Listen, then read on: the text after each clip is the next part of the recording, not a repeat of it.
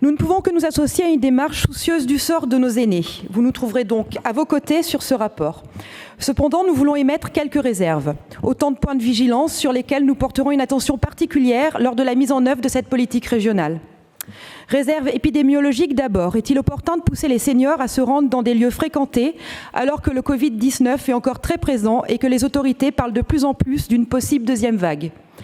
Réserve méthodologique ensuite, comment toucher largement le public âgé au-delà de celui qui fréquente le réseau associatif que vous allez solliciter. Les personnes les plus isolées, qui par définition sont celles qui auraient le plus besoin d'accéder à nos dispositifs, ne vont-elles pas précisément rester dans l'angle mort de notre politique en faveur des aînés ?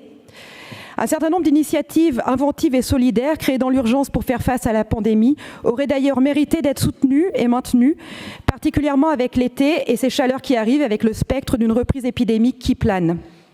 Réserve philosophique enfin, un pass pour inciter les seniors à consommer des produits culturels, des subventions pour financer des travaux favorisant le maintien à domicile, autant de dispositifs gagnant-gagnant, et c'est très bien.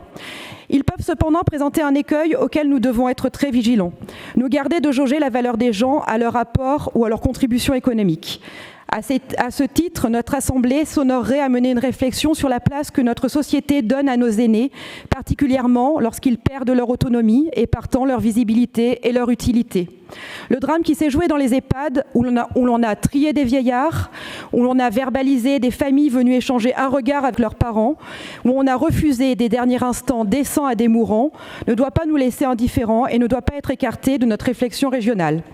En attendant mieux, donc, nous voterons, Monsieur le Président, ce rapport. Merci beaucoup, Madame Marillion. Sandrine.